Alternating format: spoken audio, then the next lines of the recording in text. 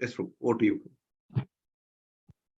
Hare Krishna. Thank you very much for bearing with me and listening to whatever nonsense I talk. So thank you very much for that. And before I start talking on this subject of preaching, today being Gita Jayanti, just at least for 5 minutes, we should talk about it. Because that's what we would be able to do a good justice also to Gita Jayanti. So today is the day when Krishna spoke on Bhagavad Gita to Arjuna some 5,000 years back in the battlefield of Kurukshetra. And this is considered to be a fight between the two family members. One is Kauravas, one is the Pandavas. And there is one way of looking at it. Another way of looking at it is also that there is a fight between the demoniac and the divine forces. There is another way of looking at it also. And Krishna expands on it further and further and talks about divine and demonic qualities. Also in chapter 16, he does that. And very surprisingly, one will find that Krishna has dedicated only 2 or 3 verses for divine qualities. Rest of the chapter he has dedicated for demoniac qualities. That shows how much of demoniac qualities all of us have. Actually, people in this world have. So Krishna has dedicated more on that. And this Bhagavad Gita was spoken to Krishna, through Krishna to all of us. It was spoken through Krishna to all of us. And this is the timeless wisdom, as it is called. And anyone who adopts it can make his life successful. Like Krishna says in Bhagavad Gita also that finally talks of Sarvadharman Pratyaja Mamekam Sharanam Vraja Aham Tvam Sarva Papebhyo Moksheksha Mashuchaha. Talks about it. And we in ISKCON are very, very fortunate simply because of Srila Prabhupada. Srila Prabhupada took all the efforts to write down this Bhagavad Gita as it is. Not his interpretation, but as it is.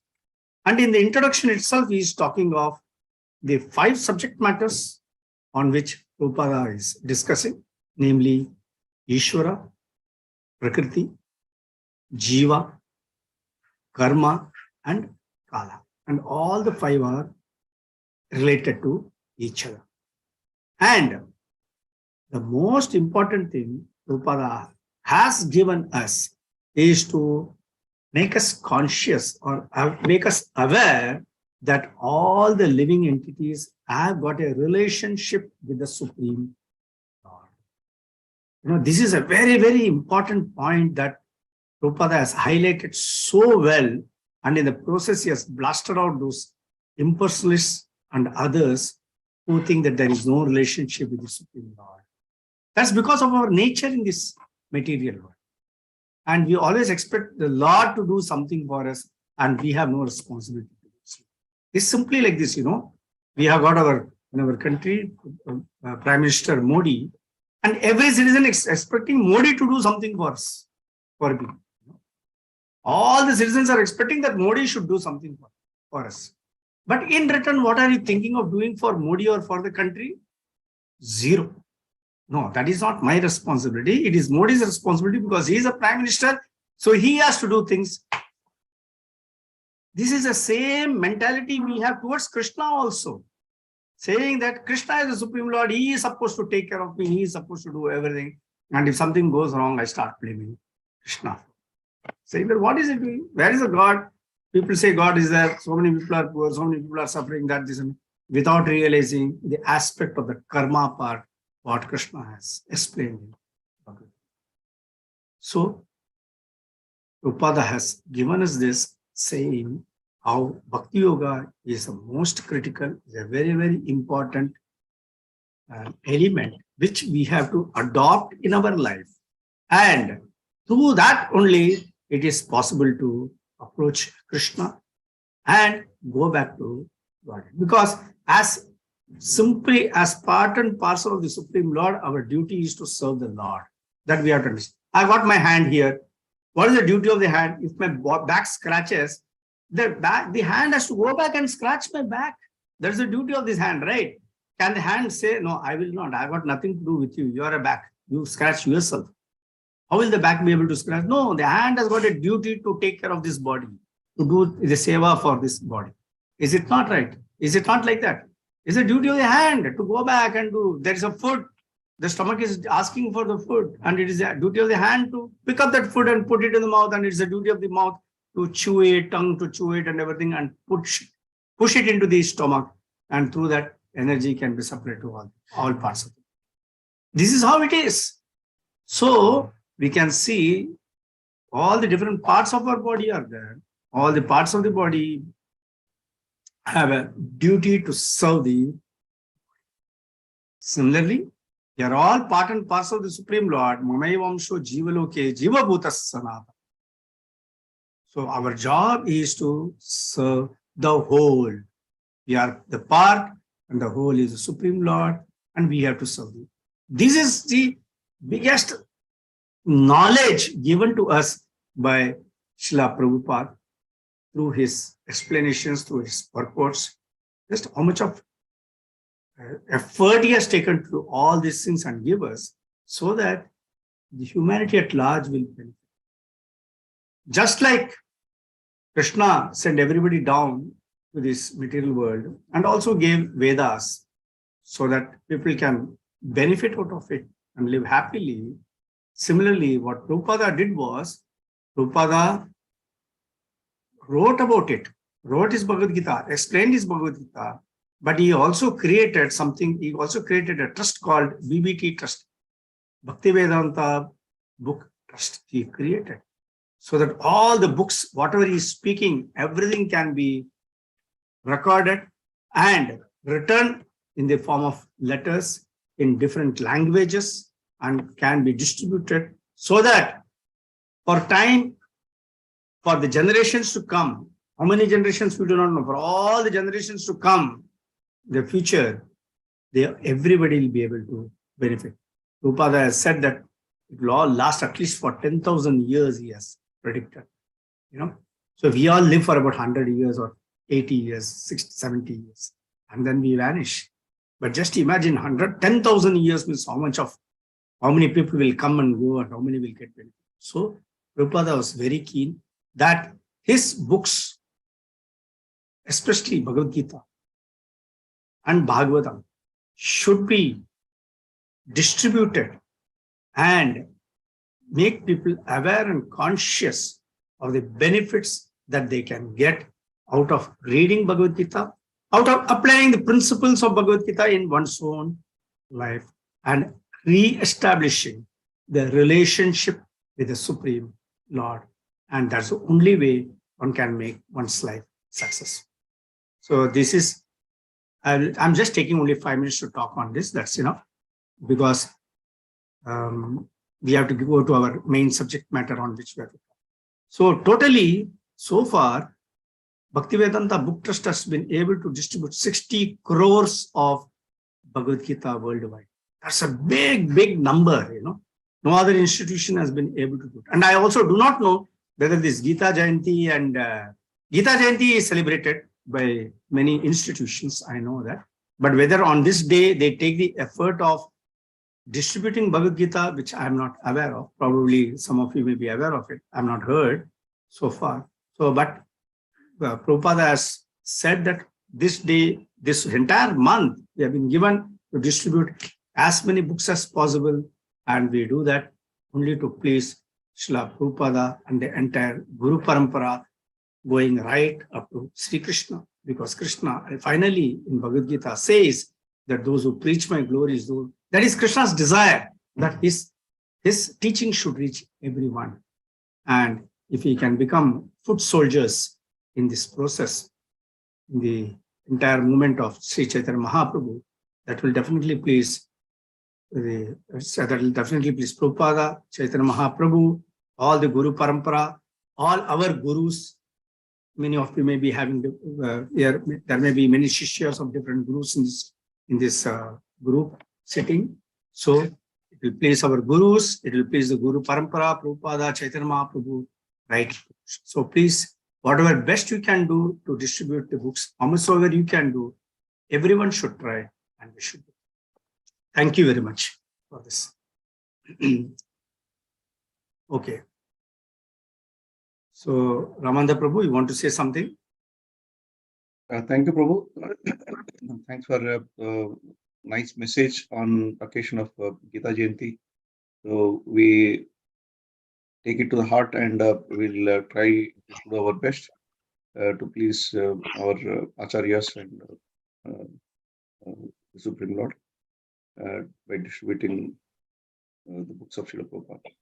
So now I request Grace VP Govinda Prabhu to take over from here and to anchor the session till end. VP Govinda Prabhu. Hare Krishna, Prabhuji, then with pronouns. Thank you so much, Prabhuji. Hare Krishna, Prabhuji, then with pronouns. Such a pleasure to have you back, Prabhuji. Thank you so very much. Who is speaking? Oh yeah, Prabhu, okay. Prabhuji. Now I know. Yes, yes. Hare He's actually called. I saw him acting. He is a difficult customer, right? Hare Krishna. He's actually Parikshit Maharaj of our CC group, Chaitanya Charitamrita group. Is Parikshit Maharaj because he's very inquisitive and he asks so many questions, and that helps every member of the group to. I know, and people generally have a tendency just to hear but not to ask. That is general tendency nowadays. But Prabhu is make sure to. He represents the whole group by asking questions, by taking out the real essence of the subject. He goes in deep and very inquisitive, and he asks so many questions. So Prabhu has he came forward to take this service. So I'm very happy that Prabhu actually very good anchor. He does a very good job as anchor. If I'm not mistaken, Prabhu is the one who suggested this role play. Exactly. He's the one. And he also acted in that. I saw how he can be a difficult customer. He did that role. I saw that. Prabhu, and Prabhuji put difficult questions to me and put me in a spot.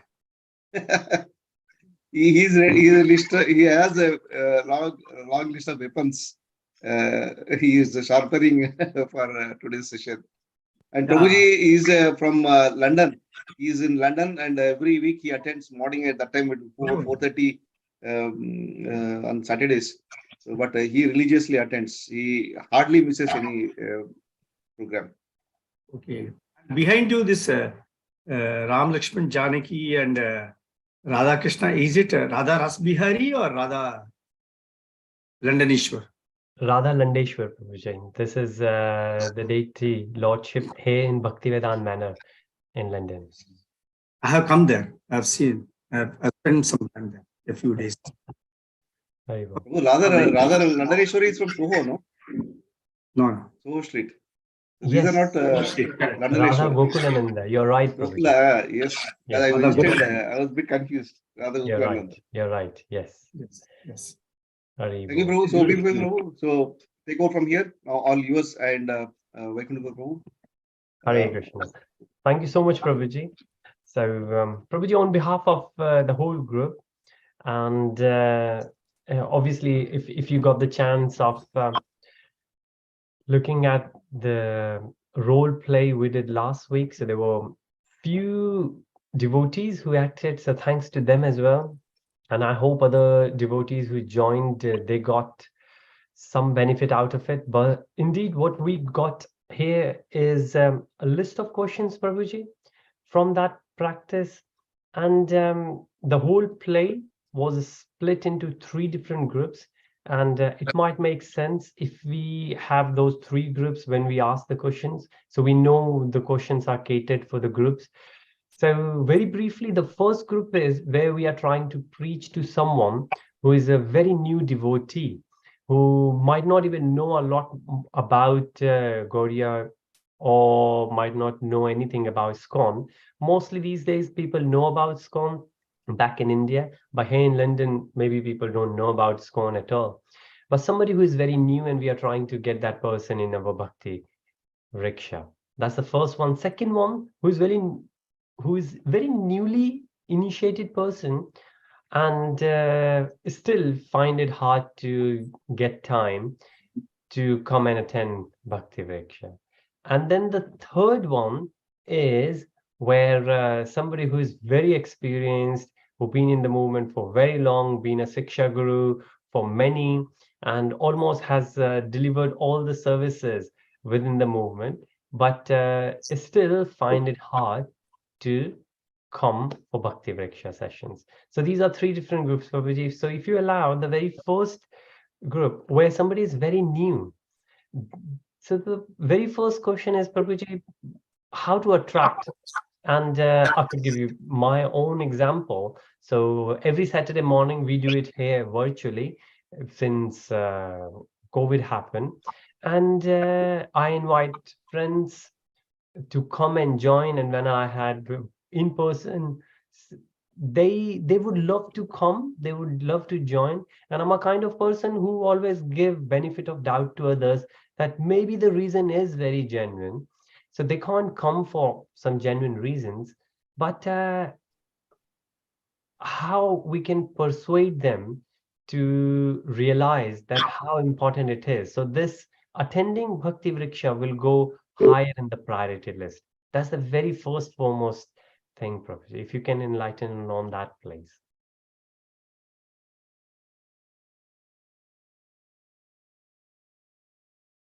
Prabhu, you are on mute. Krishna, Can't hear Prabhuji. you. Prabhuji, you are on. You don't. I've heard your question. Haribo. Yeah, Prabhuji, I've- sorry, we could not hear you. We thought that you were on mute, but you're not. We can hear you. Hare Yeah. Krishna. No, I have not started talking. Haribo. Okay. I'm going to start now.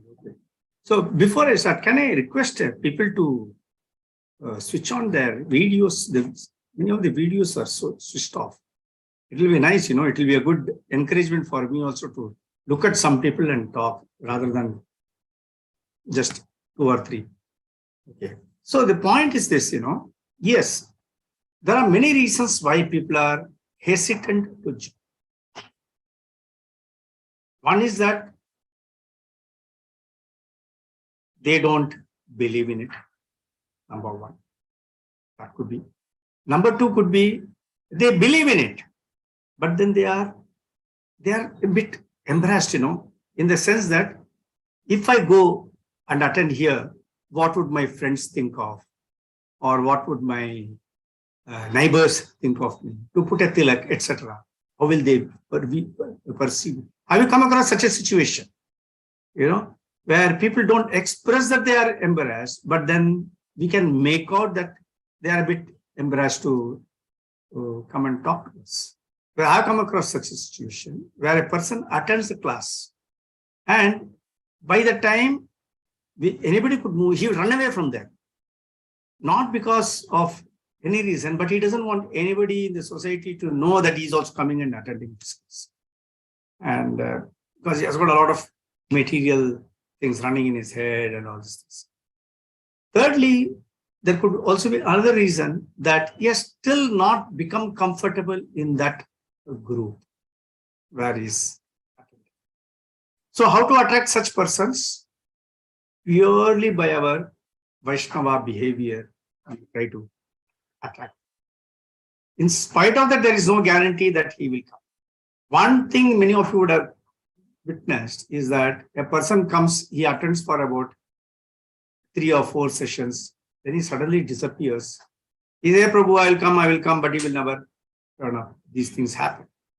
So we have to see what we need to really do is establishing a relationship with that. Many times you find when we want somebody to attend, just one day before the class, we try to call him up and invite him.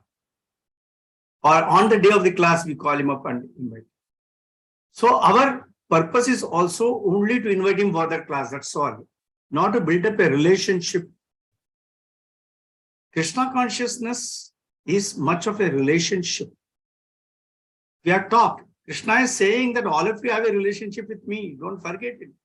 Even the Vaishnavas, all the devotees also have a relationship with each other. And that proper relationship we have to cultivate gradually. And it takes time. And once we really cultivate that relationship with that person, then only that person will also start. He will start feeling. Do not see, you are calling him one day before the class just to remind him that tomorrow is a class, or on the day of the class in the morning you are calling him because evening there is a class. But during the weekdays also, build up a relationship. And when you're building up that relationship, you are not talking only on Krishna or only on Bhagavad Gita or your Bhakti. Talk on other subject matters also, which will interest that Prabhu. That also can play a role. When I was doing it there, we used to have the Friday programs, Saturday programs. Monday, Tuesday, I used to call these people and talk to them generally. So when you talk to them generally like that, that comfort level starts building up. You have to build that comfort level for everybody. And once that comfort level is there, he will come. And when he comes, treat him like any other attendee. Don't try to give over importance to that person because you are very eager that he should come and all this. Because that can also embarrass a person. So treat him like anybody else. Also ask him to sit like anybody else. Give him also prasadam like you are giving to others. That way he'll start feeling.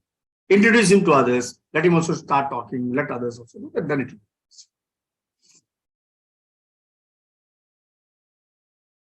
Hare Krishna, Prabhuji. Thank you so much, Prabhuji. So important. Does it answer your question? Prabhuji, there are follow-up questions with that. Yeah, please. And I will request all the devotees, if in case anybody at any point would like to add anything or would like to ask any follow-up question, I'm sure Prabhuji wouldn't mind. Either raise your hand like Ramanand Kanai Prabhuji has done it, or just send your message in the chat. So before I ask my follow-up question, I will request Ramanand Kanai Prabhuji, please.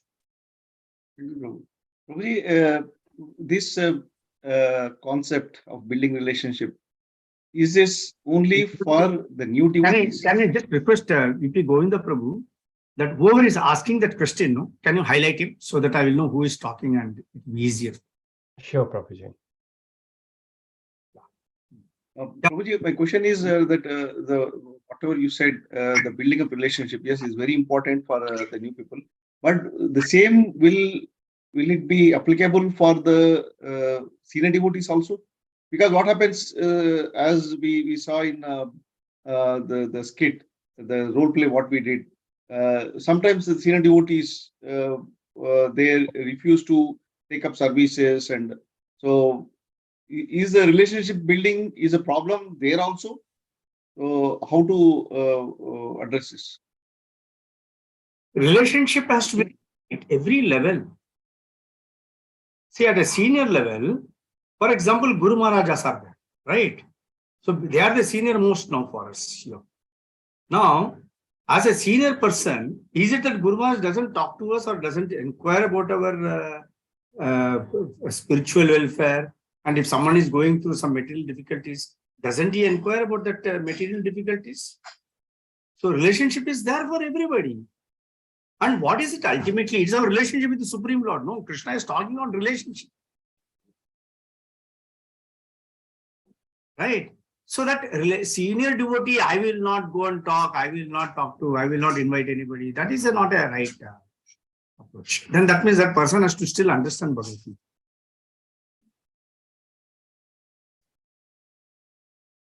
There is also one more thing. We have to also accept a fact that not everyone is good in preaching activities. That also we should accept. He may be doing a lot of other sevas also, but he may not be good in preaching or inviting people. So in such a situation, we have to also give concession to such persons. Some may be very good in singing, some may be very good in preparing prasadam, but if you ask him to go and invite many people and bring, probably he may be a failure. So as a yatra leader or as a Bhakti Vriksha leader, we have to also recognize the different capabilities and abilities of different people and put them in that right slot.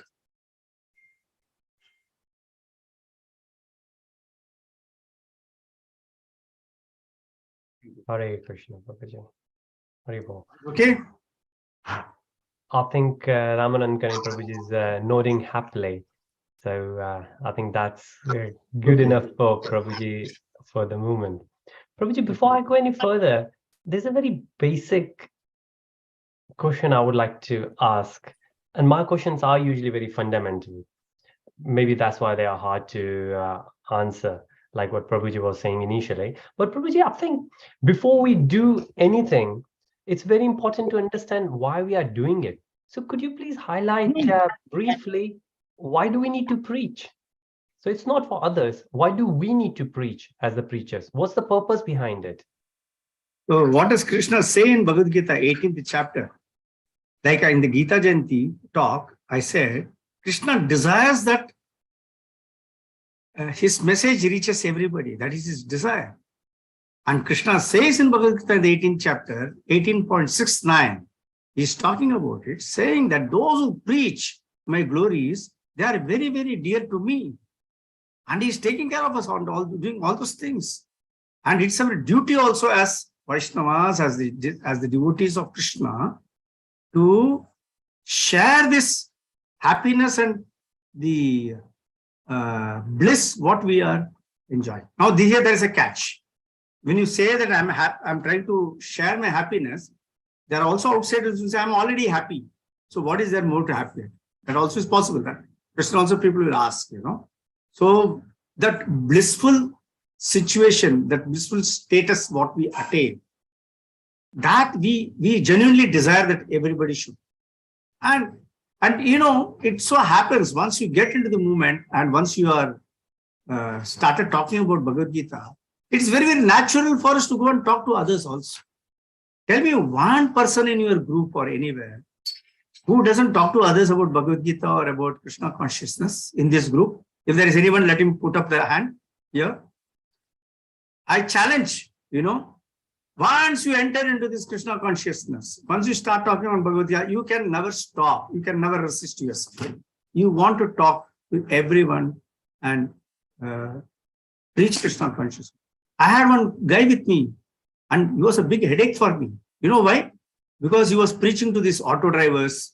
He was preaching to these other people also, like Muslims or everywhere. He used to go and preach to them also, and ask them also to come and attend the programs. So I said, my dear, be careful. I don't mind you preaching to Muslims in a secular country. That's okay. But in an Islamic country, don't try to go and preach to Muslim and get into trouble. He was preaching to the locals also. Sometimes it can work. Sometimes it will not work. Once I called a sheikh, not in Qatar, but when I was in Mathura Desh, I was working in a company. I called my local Arab to come and attend, and he attended the program completely. And Vijay Venugopal Prabhu came and he addressed that. I called Vijay Venugopal Prabhu to come and address because I said that the Arab is coming. So I wanted to come and address. So Vijay Venugopal Prabhu himself was a bit scared, what should I talk because the local Arab is coming. But I didn't realize that it is very serious. I invited him and he came and attended. He attended the full program. He attended the full, but that is a risk. So we should be careful about it. Hare Krishna. So we preach for the pleasure of Krishna and that fulfill the desire of Krishna. And in the process, we also become dear to Krishna. Very nicely summarized, Prabhuji. Thank you so much. So in this category, Prabhuji, maybe just one last thing, that the main thing is Vaishnava behavior, which of course we can control. Now, how greatly, whether we can develop all the 26 qualities or not is a different thing, but we try based on our time, place, and circumstances, I guess. But the next thing you said, which I think Prabhuji picked up on as well, which is establishing relationship. Now, how far do we need to go in there? Of course, you were just mentioning about be sensible, I guess, whom you pray, whom you preach, and where do you preach. But keeping it very simple, establishing relationship. So Prabhuji, I think we all have our own relatives, right? And if we ignore the relatives, even though we already have relationship with relatives, we don't have to establish relationship. We already have the relation with them. But never mind, leave them separate. Let's have close relationships where not that now we are about to preach and we need to make relationship. We have been in relationship with some core friends, 4-5 core friends for a long time anyways. And I'll give you again my example. I can give you the example of maybe 4-5 families here in London, and the kind of relationship we have with them, I can't even think of getting more relationship with them. So the guy goes out with me and will play cricket. The kids, they go out together, they play cricket, football, and have different play dates. The wives, they go out together and they go for the walk and they do all kind of different activities. I can't even think that what more we can do to have that relationship building, but still they won't come. Anything else more than that, Prabhuji, please? You're absolutely right. My relatives don't attend. My brothers, my sisters, nobody attends. I also called them. They never.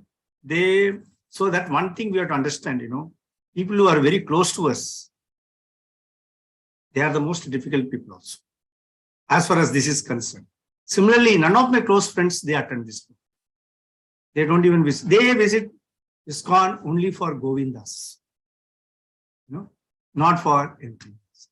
So whoever is attending the programs are those whom I really do not know and with whom I have built up a new relationship, and they have all come closer to me. So like Prabhupada says, it's very unfortunate that people are not willing to take up Krishna consciousness, although they see there is somebody who is doing it. It has taken such a long period for me now to convince my sisters, my brothers. They're all pious. They believe in visiting temples. They go. My friends, they're all very pious. They also go to the temples. They visit all this. But Bhagavad Gita, they don't want to sit and listen. Probably somebody else, when somebody calls them, probably they will go there and they will have. But I being the closest for them, probably they have seen me right from my childhood. So probably they feel, what is he going to talk something more than what we do? There is one statement there is one saying in Tamil. In Tamil, the gist of the statement is something like this. It says, in the village in which you are born, never preach there. Nobody will accept it. It says that.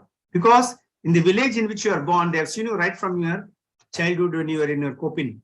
From that time, they have seen you, and they know you in and out. And they will always talk of the past and say that you are like this, you are like that, and now you have become like this. They will keep on quoting that. So that's why it says that do not preach in the village in which you are born. That's what it says. That's why Srila Prabhupada went to America to start. It gives it this connection. Let me complete this. In this connection, Jayapataka Swami Maharaj also said something. When you are inviting somebody, invite them 3 times.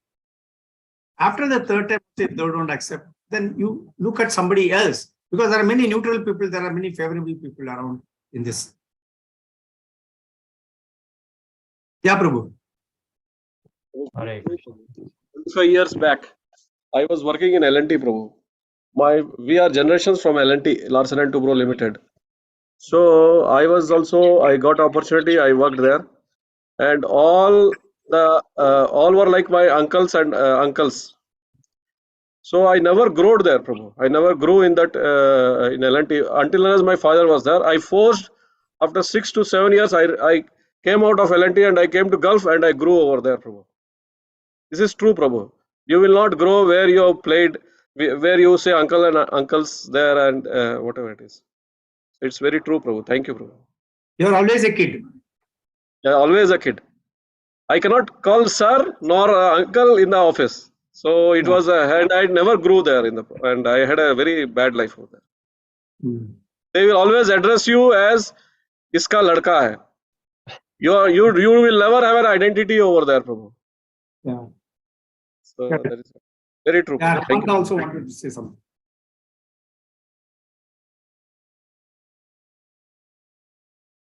Hare Krishna, Prabhuji. I was just looking if anyone else would like to add anything to it. JJD Prabhu, we can't see your face fully. Yeah? We are only able to see part of it.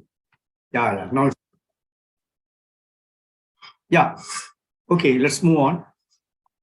Hare Krishna, Prabhuji.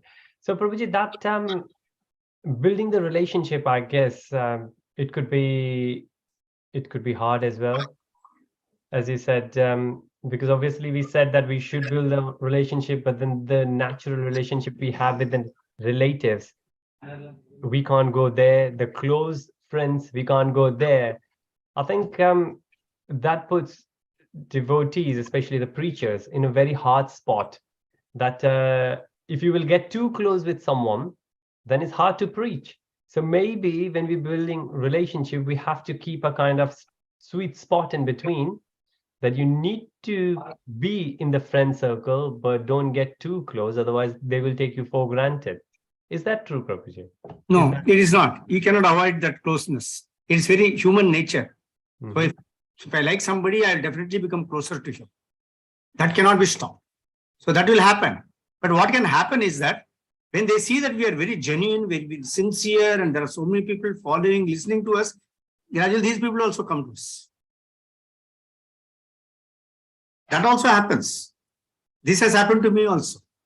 So, as I was telling, some of these relatives, they were not attending the classes and all these things. But now they've started chanting. Now they want to chant 16 rounds every day because they see I'm talking and there are so many people following, and they also hear from outsiders. Oh, this is your brother, huh? So he's talking. He's doing provision on Bhagavad Gita, and we attend his class. That this and all. And they say, oh yeah, all of you are attending, so I will also attend. Let's also see what it is. So now they are starting gradually, but it has taken 30 years. Hare Krishna. All right, Prabhuji. Maybe 30 years later, we will see what happens. But thank you so much, Prabhuji. Now it's a good time to move to the second category, Prabhuji, keeping on time. Now the second category is where the devotees are initiated. And again, I can give the example of one of my Bhakti Vriksha member who is not initiated, but very close of getting initiated. But again, giving the benefit of doubt for genuine reasons. So in the first group where the members are very new, they give the reasons or excuses. So I do the session Saturday morning, 9:30 a.m. And one of the answers I get it for the new devotees that it's too early. 9:30 a.m. is too early because it's a weekend and we don't even wake up sometimes by that. But that problem is not there when we are with a newly initiated devotee, because maybe they can't accept it, but they have other genuine reasons. For example, somebody needs to take their son to the sports class, which is happening from the school time, or maybe for a tuition because some of the exams are coming. Could be we have various exams at various levels here. So how to get them on board, because they know all the philosophy, they understand it's very important, but they have the genuine family commitments. How to get them on board, Prabhuji, please?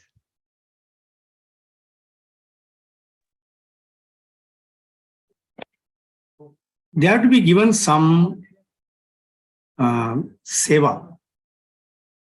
I had this situation where one very senior, not I wouldn't say is a very initiated, also can say senior devotee was.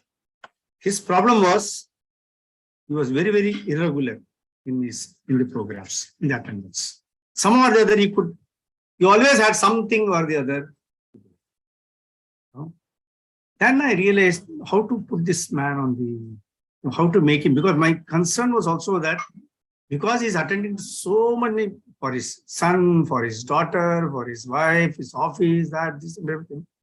Then I decided to give him some importance here. Like I will say that, Prabhu, on this day, Aarti, you have to do it. I will say. So Aarti, you have to do it means then he will say, okay, all right, Prabhu, I will come. Then he was making arrangement because he knew that he has to do the Aarti, so he was coming. That is an important seva, realist. Or I used to tell him, you have to give a class on this day. So please give the class. So, because your class is being appreciated by everybody. So he will come and do the class. And I also used to sit and listen to every class I used to sit. It doesn't matter who is speaking, because ultimately it is the subject matter is important. So I used to sit in every class and I used to listen to the class, irrespective of whether it's a junior person talking or a senior person talking.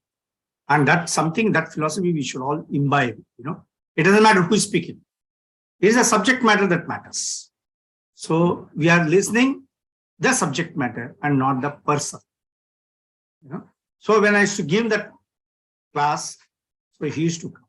So, I was giving him some importance by which he was feeling that yes, he has to come. And if he's not able to come, he used to feel guilty about it, bad about it. I used to give him a call and say, Prabhu, really, I'm so sorry that this class I missed out. Because that day he did not have any seva. So he is missing. So this is one way we can try of asking him to come and, giving him some seva whereby he will be able to. This is one way of it. This is something which I tried and it was working. Hare Krishna, Prabhuji. Request VP Govinda Prabhu. Please. Yeah, louder. I'm having difficulty in Sure, Prabhuji. coming very soft. Sure, Prabhuji. I will try my best, Prabhuji. So, Prabhuji, is there any other suggestion? Because it's great to give the seva, but it defeats the purpose because the other person is saying, newly initiated devotee is saying that I cannot make it on that time because of the family commitment. So whether give me any service, I won't able to join. So I won't able to do the service at all. It could also be genuine. What he's saying could also be genuine. So we have to also give him that benefit of doubt.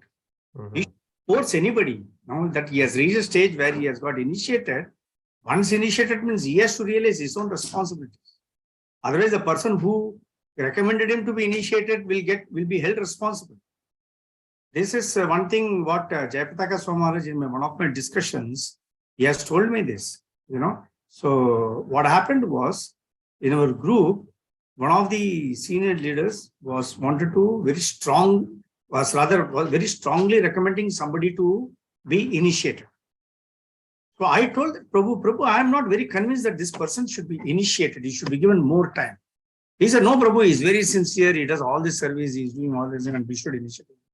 Then finally, I very reluctantly agreed to give him that initiative, to recommend his name to sign that form. And from the very next day, that guy was quite, he was so irresponsible and he was not even attending the programs. He will come whenever he feel like. He will not come in Vaishnava dress. Suddenly he will come in his jeans and no tilak, nothing. Even if you tell him, at least put the tilak, even if you are in a karmi dress, doesn't matter, at least put a tilak. He will say, no, how does it make a difference? It has to come from the heart. He used to talk all this. Then I called this Prabhu and told him, look, I told you not to recommend. See, this is the way he is talking. He has not even learned this basic Vaishnava etiquettes. Then this Prabhu felt really bad. He said, yes, Prabhu, I misjudged this person because he was good enough. So sometimes, the person who is recommending somebody for initiation, you have to be extremely careful. So I raised this point with Guru Maharaj. Guru Maharaj, this has happened. Now what happens? This person, I do not know whether he is following, he is committing any aparadhas. I don't know what happens. Yes, because once initiated, the karmas go to the Guru. So Guru said that people who are recommending, they have to be careful, otherwise they also share in that. So we have to be very careful about it. The person who is because Guru is simply depending upon the yatra leader and is trusting him. And this amounts to a betrayal of trust. So the Yatra leader will have to be extremely careful before he recommends anybody. Otherwise, he gets that karma. It doesn't go up to the guru. Hare Krishna, Prabhuji. So Prabhuji, I'm trying to get to the bottom of the answer here. That the first thing is provide the seva, but if it's a genuine response that the person cannot meet that particular timing, we might not able to do anything. Or as you said, maybe because the person is initiated anyways. He may have a genuine reason. Right. Okay, great. He may have a genuine reason. Haribo. Thank you so much, Prabhuji. Ramanan, can I, Prabhuji, would like to add up things? Sorry, Prabhuji, you would like to say more? Yeah. Before Ramanand starts, there are 3 points I talked of. Ramanand, 1 minute, Ramanand. There are 3 points I talked of here. One is that give him that importance and invite him and let him feel that he's important. He's doing a really important service. This one. Second is that he may have a genuine reason and we have to accept that that's a genuine reason. Just like I have my own commitments, I have got my own responsibilities, like that he will also have. So that is the second point. Third is that before we recommend anyone for initiation or shelter or for the second initiation, the Yatra leader has to be extremely careful. Hare Krishna. Thank you so much, Prabhuji, to summarize in those 3 points. Hare Krishna. Raman Kani Prabhuji, would you like to please? Yeah. Prabhuji, see, you mentioned that one has to be very careful in recommending a person for initiation because he also has to, as Guru Maharaj just mentioned, take share of the responsibility. But Prabhu, what happens when we recommend? Because I have a case, a live case, when I recommended that a person for initiation was doing everything is fine, and both Mataji and Prabhu, they were doing a nice seva, but subsequently, he got completely out from the four executive principles, and he got attracted to Maya, and then he completely fell down. Now, what is the role of, because I'm asking this question from the perspective of, you said when we are recommending, we have to be careful. But I was careful and he was genuine. But I didn't know that his background before coming into Krishna consciousness, he had all sorts of habits, but that I was not aware. But when he came into Krishna consciousness, as I saw, he was very sincere, doing all the services and the preaching and everything. Then he reached a stage and wherein I convinced myself that yes, now I can recommend him for initiation. And I recommended and he got initiated, both wife and husband. Now this person, Prabhu, got completely distracted and he fell down. And he came to a situation, even he want to give away his wife and go with some other the relationship what he is established parallelly. Now he's not following four executive principles, he's not doing anything. Now, in this case, whether that responsibility, sharing the responsibility still applies to the person who is recommending? These are all Ajamela cases. What you're talking of is an Ajamela case, So, what happens here is that I have taken all the necessary precautions to ensure that he is a genuine person who can be recommended for initiation. So, for myself, I have done everything correctly. And even after initiation, he has been doing everything correctly.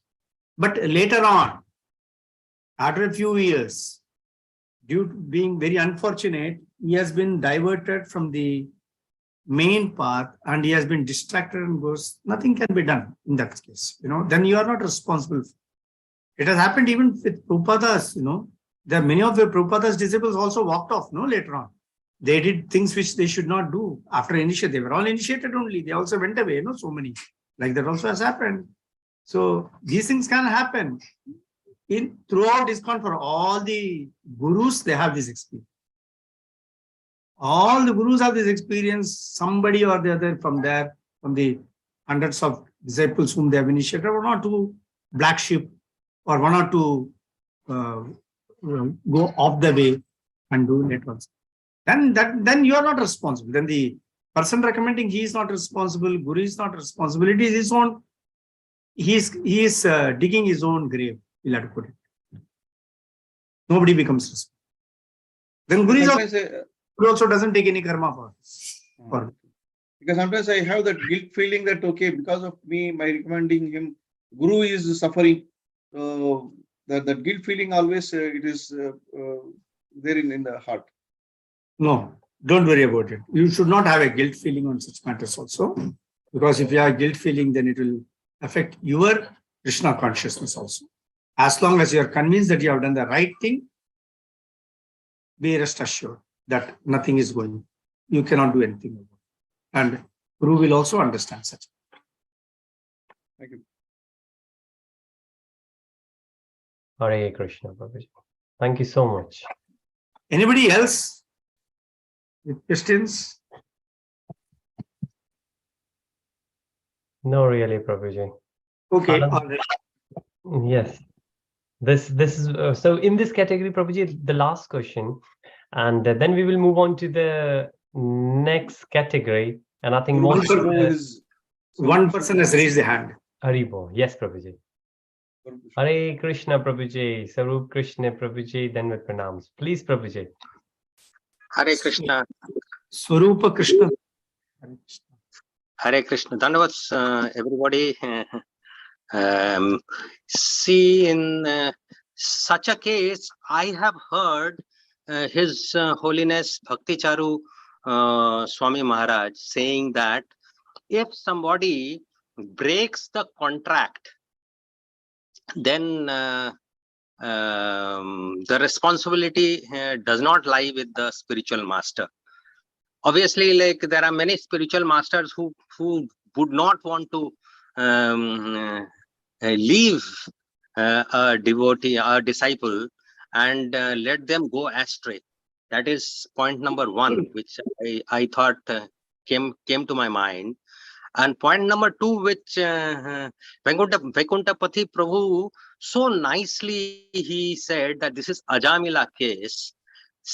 Anyway, we know Nihabhikrama Nashosti. So whatever piety this person would have gathered by being Krishna conscious to a certain extent and getting initiated, maybe later on in this life or some later life, he will get back to Krishna consciousness. So there is a benefit anyway for those sort of individuals who fall down. This is a thought process which comes to my mind. I have some question for His Grace Vaikuntapati Prabhu, because I have learned my Bhakti Vriksha concepts in Bangalore. And my spiritual master, His Holiness Japataka Swami Maharaj, gave the first time he came for training in 2000, and I also got trained under him. So Bhakti Vriksha is very close to my heart, and we know how you and Mataji evolved this concept of Bhakti Vriksha. Whatever be it, many times we have seen that there are few senior devotees who dissuade you in doing say preaching practice. While on one hand you mentioned about give them responsibility, on the other hand there are situations where you are dissuaded. So in such a situation, how do you look at what a devotee should be doing? What should be the approach of such a devotee who is unable to continue with maybe a particular association, and maybe he has to move away from that association? I'm not, yeah, sometimes some senior devotee, I don't think they may dissuade you from preaching. Probably some may dissuade you from associating with some persons, but I have not come across any senior devotee dissuading anyone from preaching as such. But that is working against the principles of ISKCON completely. ISKCON's strength is only in preaching, the philosophy. So maybe you would like to just think over what you have said. Have they dissuaded you from preaching activity, or dissuading you from attending a particular Bhakti Vriksha or a particular devotee or something like that? Prabhuji, I'll tell you, I'll give you, I'll clarify this. See, there Without are naming two. persons, yeah. There are two ways of preaching which I have understood. There is a Namhatta way of preaching, in which one is just delivering and others are listening. And there is a Bhakti Vriksha style of preaching, in which there are small groups and there are it's an interactive sort of Interactive, session. yeah. Mhm. So if somebody is geared towards the Bhakti Vriksha method of preaching, then obviously there are empowered souls who are also leading the Bhakti Vriksha groups. While in a Namhatta, there are no such empowered, I mean, there is only maybe a few empowered souls, and others are all, whatever may be the level, others are all just listening, on a listening mode. Yes, obviously, Gaudiya Vaishnav concept is to listen and to learn. And throughout one's life, one has to keep listening and keep learning. But many times one would also like to participate in a preaching process, maybe having some small little bit of responsibility and supporting the movement. If somebody is not allowed to do that, then how do you look at these sort of thoughts? And it's happening. It's not that it is not happening. There are many people who profess the Namhatta style of preaching and who would not be very comfortable with a Bhakti Vriksha style of preaching. Yeah. Okay. So you will get both the situations. Both are preaching activities only. Namhatta preaching. There are some people who are so Namhatta is so close to their heart, so they don't view, they cannot adapt themselves to Bhakti Vriksha style of preaching. Similarly, there are many who are so much into Bhakti Vriksha preaching that they cannot adapt to this Namhatta preaching.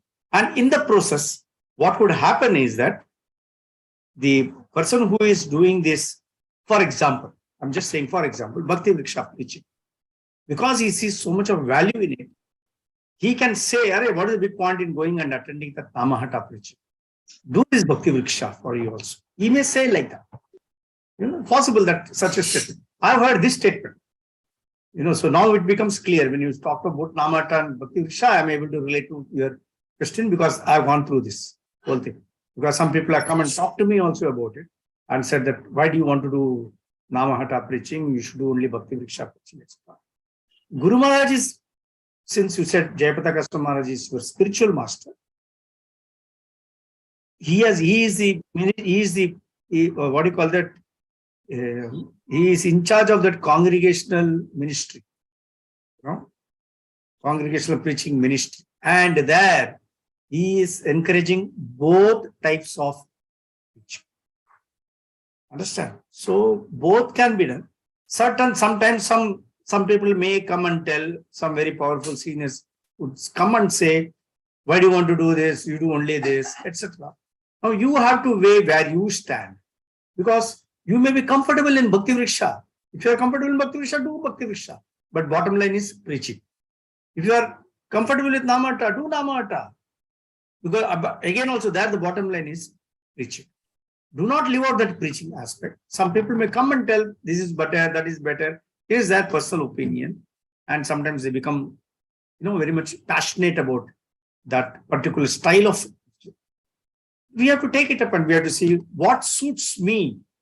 Ultimately, everything, even when you are talking to Bhagavad Gita or anything like that, whatever we are doing in this life, everywhere we are seeing what benefits me, what suits me. This is what I'm looking at each and every step. So here also we should do the same thing. What suits me for my progress in spiritual, in my Krishna consciousness? The Bhakti Vriksha is suiting me, is going to benefit me in my progress in spiritual consciousness, in Krishna consciousness, I will do Bhakti Vriksha. If this Namhatta is going to help me in progressing further, I should take up now. Both are open for us. Like I don't do Bhakti Vriksha, but I support Bhakti Vriksha. I don't have a problem in anyone doing it. If someone is coming and doing Bhakti Vriksha, I encourage them. They are very good, do it. I cannot do it because I am not trained in that. Okay. Hare Krishna. Hare Krishna. Thank you, Sarup Krishna Prabhuji, for asking that question. And thank you, Prabhuji, for elaborating on the answer. Raman and Kanai Prabhuji, you patiently Uh, waited. Could you please? Yeah, actually, I want to continue from the point where Sarup Krishna Prabhu has made a statement that as per Bhanswami Maharaj, the contract breaks between the spiritual master and the initiated disciple.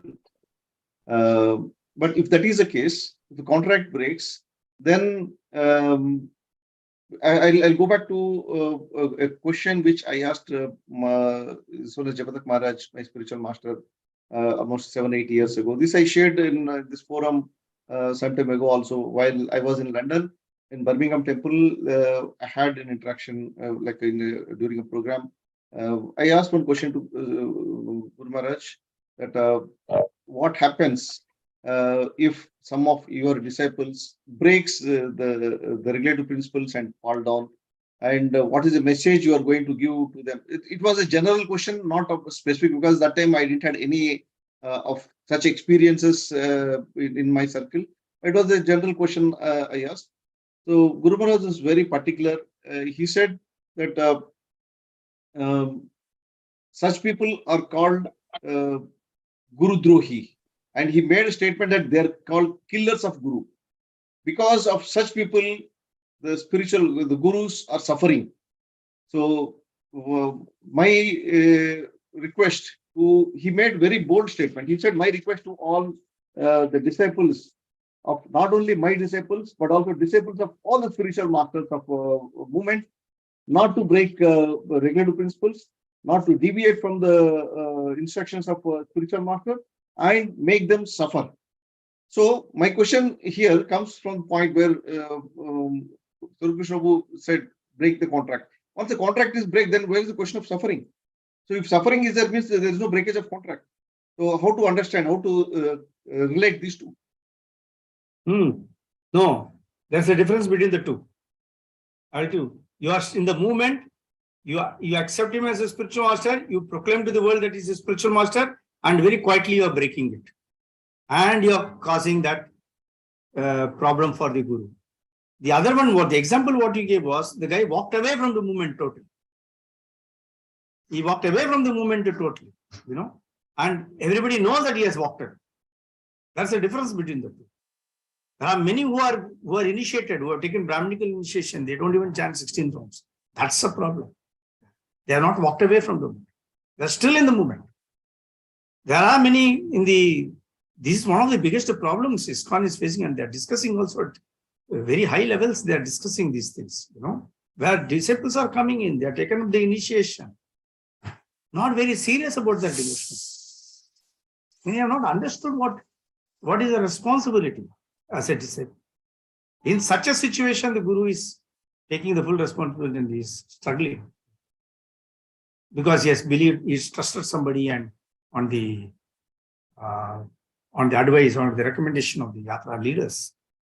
But one who is very openly walking out from this thing and saying, I have nothing to do with ISKCON, I'm walking away. In that case, the contract is total. But again, that gives a bit of a controversial, this one, the clear definition of walking away. Walking away means stop following the instructions, or declare that I'm no more in ISKCON. So because everything, he doesn't want to follow the 4 regulative principles, he doesn't want to chant, he wants to lead a materialistic life completely. And he goes on. You have got people like that also. Don't think there are not devotees who have walked out. There are many who have walked out of ISKCON.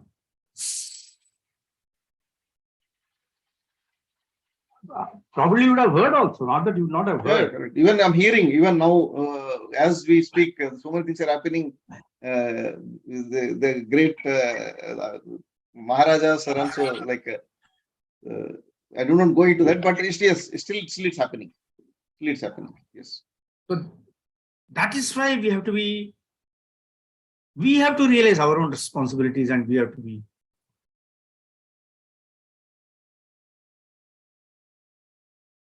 Yeah, one more Prabhu has raised the hand. Veer Krishna Das. Veer Krishna Prabhuji. Hare Krishna Glad Prabhuji. that it is generating some good. Veer Krishna Prabhu, you Hare are the Krishna Prabhuji. singer, right? You are the Indra Das of this group. Prabhuji, when I joined Indian Oil Mathura Refinery in 2000, so there I used to hear him in the Vrindavan temple. And I Ah. came to ISKCON by hearing the kirtan from Indra Prabhu only. Yeah. So this is exactly what in the beginning I said. Not, I don't know whether I said here or I don't remember. Something I said that not every people have got different flavors. Some people get attracted by lectures. Some people get attracted by the kirtan. Some people get attracted by the seva, what they have to do. Some may be very good in cooking. If they get that seva, they will come and give their life for doing that only. Some people are very public relations people. They talk nicely with everybody and they want to build up that network, all those things. They come for networking. But then gradually they become devotees also. Yeah, Prabhu. Prabhuji, my question is, Krishna says in Bhagavad Gita, "No me bhaktya pranashyanti." My devotee never perishes. And also 9.30, that apiche sudaracharo, even a devotee accidentally falls down due to Maya. Maya is very powerful and does most abominable action. Still, he can be considered as saintly person. So that is why even if some by chance accidentally falls down, so Krishna has already told that there is no failure. He will again come back. So if he starts again the devotional service. So I think still we should consider him and show sympathy and whatever feeling we have, we should have same feeling. It is my opinion. Correct. You are absolutely right. And this is where we as ISKCON fail. When somebody has fallen down, everyone tries to avoid that person. We should never do that. When somebody falls down and we avoid that person feels left out. We should not do that. We should try to maintain that contact with them and see how we can bring him back into the mind. Our Guru Maharaj has been trying to do. He has been expressing this also. Ramananda Kanai Prabhu, just for your information, you will be aware probably. He has said there are many who have fallen down. Let us see how we can bring them back into the movement. So that's a really very important for that we should do. Because we talk so much of relationship, we talk so much of care, everything. But if someone falls down, everybody is trying to shun him. Am I right or not? Does it happen or no? Huh? We should never do that. Then let us try to build up that real good relationship with him and show him, yes, we stand by your side, don't worry. It's a temporary fall down. Anybody can fall down. You will also come back into the movement. And encourage him to chant, encourage him to do so many things. Yeah. This is applicable for accidental fall down, or he is consciously accepting the sense gratification, consciously breaking the regulative principles. So, because the 9.30 was what Prabhu has quoted is accidental fall down, but people take advantage of that accident, the sloka 9.30 and continue to do that. He says, okay, no problem. Krishna already gave one chance, one excuse. So I'll continuously, accidentally keep following down. You please accept me as a saint. So then the whole the purpose is received, Prabhu. Then that gives a wrong signals to the people. How can we preach people when everybody see that this kind of personalities exist? Continue to say that accidental fall down. So continue to accept me as a saint. So how can we accept this, Prabhu? Because this gives a completely wrong signals to the preachers and also the new public whom we are trying to preach. It's an accidental fall down. That's what apichet sudaracharo bhajate ma. So that is an accidental fall down. And that's why Shipram bhavati dharmatma. And in that connection, it says Name Bhakta Pranishit. That's what it says. In that context. But there are two aspects, what you said. Yes, in this temporary fall down, we have to definitely maintain our relationship with that person. But if we find that even if he has really fallen down and he wants to go out of the movement or he's doing something totally different. He don't want to change. He don't want to change. Yeah, even there the attempts are made. You know, one of the very senior Maharajas, there was a fall down. Jayapataka Swami Maharaj went and spent several days with him. And other Maharajas also went and spent several days with him to bring him back into the movement. But he didn't. He couldn't. Then they said, all right, okay, doesn't matter. And these things happen, but then the attempts should be made. And gradually we'll know whether these are, but they don't break the relationship. We don't, the Maharajas, they have not broken the relationship. They've made the full effort to bring him back. Ultimately, I'm again telling you that relationship we have to maintain with him. Much of it depends upon the relationship.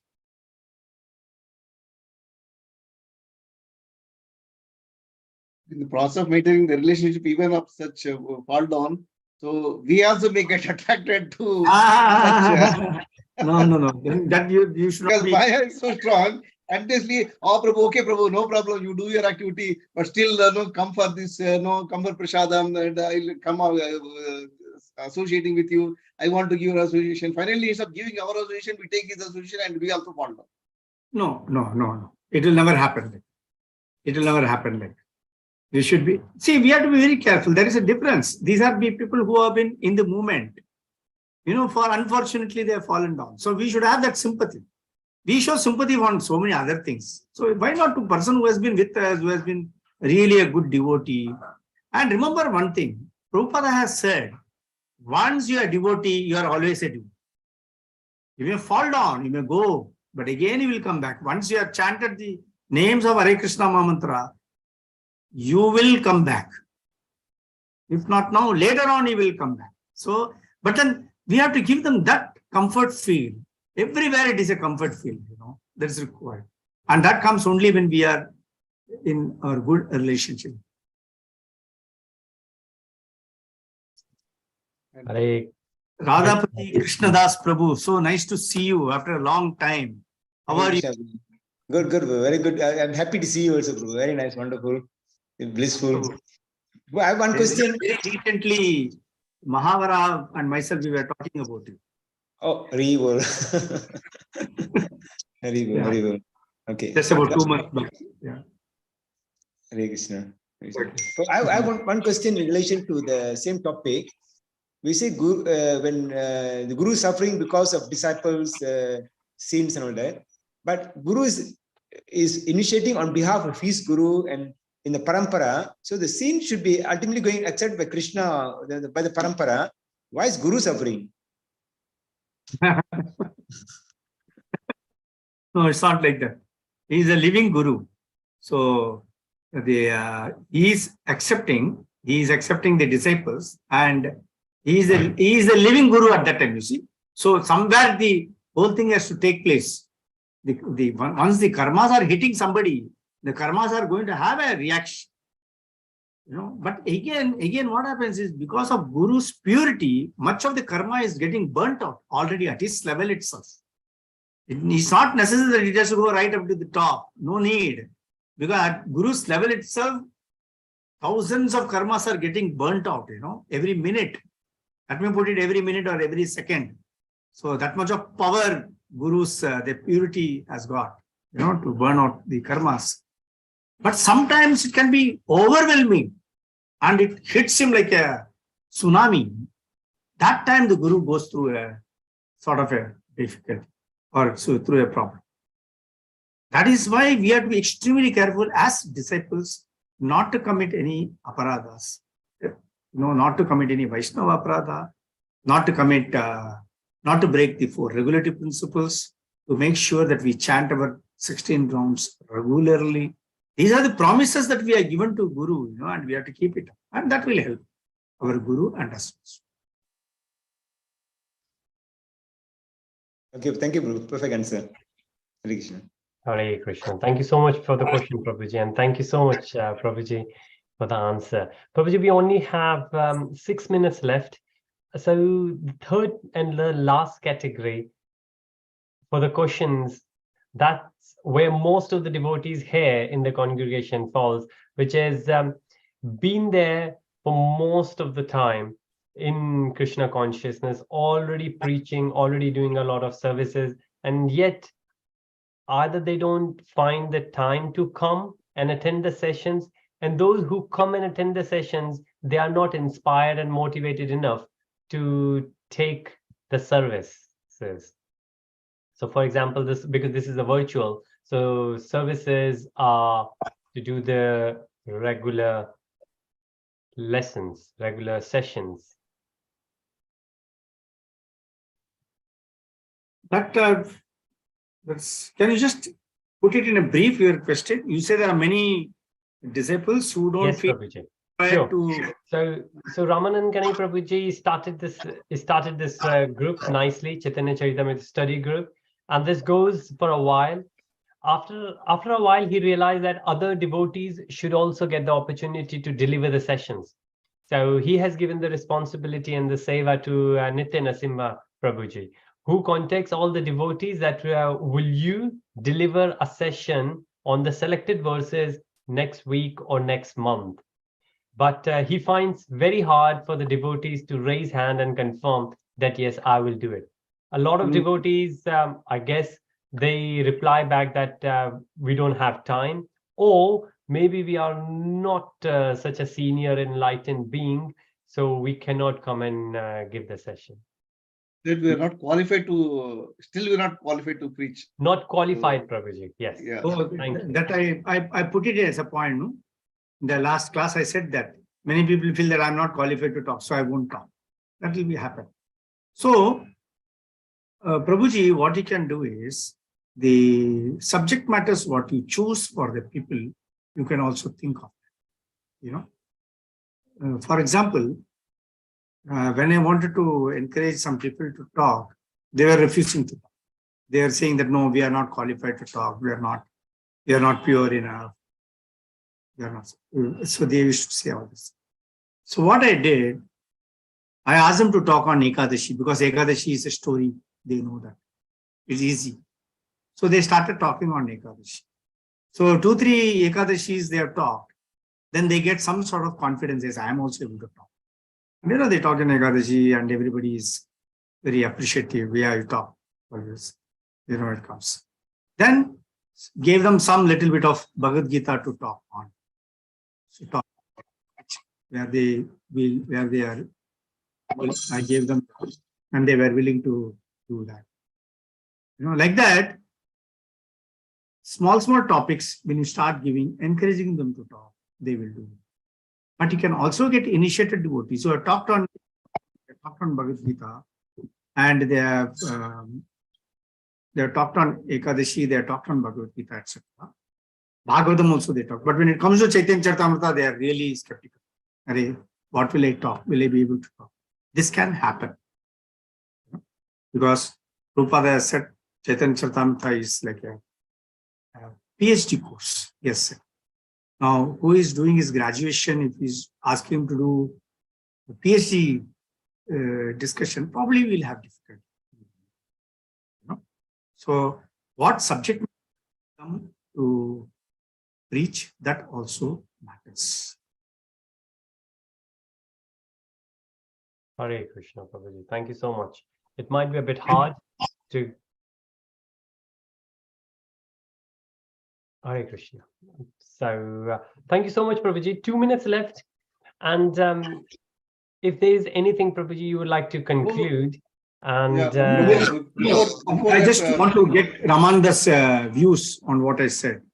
Yes, Prabhu, yes, I agree with you. But that is in general, what you said is true. But the point here, what we're discussing is there are devotees, 90-95% of group members are all preachers, are all initiated, and they're regularly preaching, attending for decades. And they have been preaching even Chaitanya Charitamrita also in the past. And they have the experience, they have caliber, capabilities, qualification, everything is there. But for some reason, they are just stepping back. So the problem lies there. It is not that we are trying to give to someone who is not qualified enough. They are saying I'm not qualified. Maybe that is one of the reason for them to, one of the excuse I can say, one of the excuse what they are saying. But may not be, or it's not really true that they're not qualified enough. Maybe that shows a humility also. But No, maybe they are not very confident. It could be that, on talking on this subject matter. Could it be happen? That be the reason. And you have to analyze the reason, what it is. Maybe you have to, they may or may not open up also. Even if I'm not qualified, I may not want to tell you that I'm not qualified. I do not know the subject matter, but how to tell you that I do not know the subject matter? I've been in the movement for the last 30 years. How can I say that I do not know the subject matter? So it becomes a real, I'm in a catch-22 situation myself. So what do I confess it? So I come up with some excuses. I'm just thinking of a possibility. Yeah? I'm not saying that would be the reason. But still we should ask them, when will you be, tell me when would you like to give a class? We will fix it up accordingly. That's what we want. thank you. Hare Krishna, Prabhuji. Thank you so much, Prabhuji. So in the Somebody has close, raised their hand. somebody Nitya raised Narasimha their Prabhu. hand. Well, he's Nitya a Narasimha Prabhuji. coordinator, Please. so he knows the pulse of people who are refusing to, as he's coordinating on behalf of me, the devotees to Yeah. question them to preach. Yes, Nitesh Prabhu, yes, you are the Hare right person Krishna. to. Prabhuji, thank you very much for your enlightening class. What I observed is your mood is like Chaitanya Mahaprabhu's mood. You are very compassionate for all the situations. That's what I observed. And really bestow your mercy so that we can really follow your guidelines and footsteps. Hare Krishna. That's what I want to convey. When you say that my mood is like Chaitanya, I have to immediately close my ears. Nowhere near, not even close to the dust on the lotus feet of Chaitanya Mahaprabhu. So far away from that. Anyway, so good that if you are feeling that you have benefited out of this, I'm very thankful for that. It's all mercy of blessings of the senior Vaishnavas, Guru Parampara, everybody. Thank you, Prabhuji. Thank you. Hare Krishna, Prabhuji. Thank you so much, Prabhuji. Prabhuji, one thing which you said initially, and please take this with a pinch of salt, and forgive me if I'm stepping the line. But in very first thing when you started today's session, you said, thank you for bearing with me for all the nonsense I speak or spoke. Then Prabhuji, wow.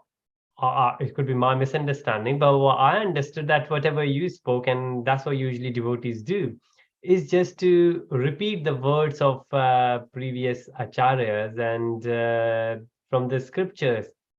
So how could it be nonsense? Well, I would like to answer on Prabhu's behalf, because this is a bit of a question which puts people in kind of fix what to say. But I would like to answer Prabhu's behalf. Then Prabhu can add. I can only say that it is not that Prabhu has really spoken nonsense. That we have to accept it as Prabhu's humility. Because Prabhu is saying, okay, I did a great job, so you should thank me. So that is not the mood of Prabhu. Prabhu is always humble. I've been seeing Prabhu for a very long time now. And Prabhu actually started his KC career in Mathura Desh, then moved to Krishnakatha Desh, started the. So I know him for a very long time, more than 2 decades since my interaction with Prabhu. So that only shows the humility. It is not that Prabhu has really spoken nonsense. But when he said that out of humility, genuine humility, Prabhu is expressing that. That is my. Hare Krishna. Thank you so much, Prabhuji. And that's the reason I asked the question, because I know this is going to be the answer. And I want Prabhu will not say, Prabhu will not tell. I am very humble. So I told this. Prabhu will say, yes, I spoke nonsense only. That's why I don't want Prabhu to answer this. I answered on Prabhu's behalf. Yeah. Sorry. No, Prabhuji, the hidden question here is that a lot of the time devotees do, I'm not referring to you in any ways, but a lot of time devotees do or don't do things just under the umbrella of keeping themselves being humble. Just because somebody else or the Shastra says they're humble, maybe Rupa Goswamiji, Sanatan Goswamiji, Jiva Goswamiji used to do these things. So we try to imitate and we call ourselves humble. And that's the reason I asked this question, Prabhuji. So if you can enlighten us on that place, where to be Yeah. humble and where might not be crucial to be humble. Yeah. So let's take the, I'm just giving an analogy. Okay. Now, when we start our chanting, we do it as a matter of routine. We do that gradually. Over a period of time, we realize the importance of it and we try to focus our mind on that and get into that Shuddhanam stage we reach. From Namaprada to Namabhyas to Shuddhanam stage. But when we started it, how was it? A force we were putting on ourselves to do it. Okay. Many times unwilling, but still doing it. All these things will gradually it becomes a habit and then we start doing it. Similarly, I believe, I may be wrong, but what I believe is that, yes, in initial stage, probably I'm not humble, but at least I try to become conscious that I'm not humble. As the first stage, Then I push myself to be humble voluntarily. I push myself. Let me be humble. And I try to become humble. But still the streaks of ego and streaks of arrogance comes up. Later on, it becomes a part of me to be. That's a very high stage. That's what we all should aim for. But it comes by doing all these things, not committing any Vaishnava Aparadha, following the principles, being conscious that I should not hurt anyone. So when I start doing that, Brahma Bhuta Prasannatma na shochati na kankshati samas sarveshu bhuteshu. It comes through, So that samas sarveshu bhuteshu, I'm not talking those very high level of samas sarveshu bhuteshu, but at least amongst the devotees, I look all the devotees as the same in whatever it is. I try to be really good to everyone and try to be helping everyone. And even someone is committing an aparadh or someone is saying something which offends me, trying to bear with it and accepting, yes, maybe it's my karma, past karma, which is hitting me now. Or somewhere I must have hurt him. That's why he's hurting me back now. When you start getting this realization, then that genuine humbleness, humility also comes. This is what I believe. You have got some learned people in this forum who may be able to throw more light on this. Hare Krishna, Prabhuji. Thank you so much, Prabhuji. You summarized it so nicely and clarified it for everyone's benefit. Thank you so much. On behalf of the whole group, Prabhuji, I would like to say Dandavat Pranams to you. Thank you so much, not only once, Can we but put it taking on the time out. Can we put it on a gallery view so that I can see everybody? Yes, Prabhuji, on the top where it says... Yeah, I've done it. I put it already on gallery view, but many of them are closed. Well, Prabhuji, what shall I say? This is the problem we have it. Okay, all right. So nice seeing all of you. Thank you very much to everyone for giving me this opportunity to interact with you, to associate with you, and seek everyone's blessings to progress in Krishna consciousness. Hare Krishna. Hare Krishna. Sorry. Vancha kalpatabhyacha kripa sutubhyacha patitanam pavnebhyo vaishnavebhyo. Namo Namah. Thank you so much, Prabhuji, for nice class. Hare Krishna. Thank you very much, Vaikuntha Prabhu, for your taking out your very precious time. I know every week Prabhu is very busy in preaching, and Prabhu has agreed to show his mercy upon us. It is really that we are very fortunate for this. And we should not take Prabhu's association as granted. Prabhu has given a lot of valuable inputs, valuable practical tips. Prabhu is always, I consider Vaikuntha Prabhu as Prabhu is a master of back to basics. I attended a couple of programs by Prabhu when I went. I was in Mathura, Krishna Katha Desh. Prabhu came back from India and he conducted in Dharmalaya back to basics program that still it is there in my mind. So because as we progress in Krishna consciousness, we feel that become a senior devotee. I've become 2 decades, 3 decades. I'm into Krishna consciousness. I learned, I know everything, but we tend to forget the basics. So Prabhu is always a master. He says that no, roots are very important. You have basics to be very strong. So this is always Prabhu used to stress, and I like this quality of Prabhu that as we progress, we have to be more humble and be stick to our basics. Never forget our basics, so that because our whole movement, ISKCON movement is the preaching movement. So unless we are strong enough in our basics, we cannot be talking only superficially. So we have to be strong in the basics, and then the preaching becomes more effective. And as I heard one statement from Srila Prabhupada that every follower of Lord Chaitanya Mahaprabhu is capable of delivering the whole universe. So see the very strong statement by Srila Prabhupada that every follower of Chaitanya Mahaprabhu is capable of delivering the whole universe. So that is what Srila Prabhupada wants. And Srila Prabhupada is the best example for that. We are trying to follow his footsteps. Prabhupada is the best example, and he wants us to take up the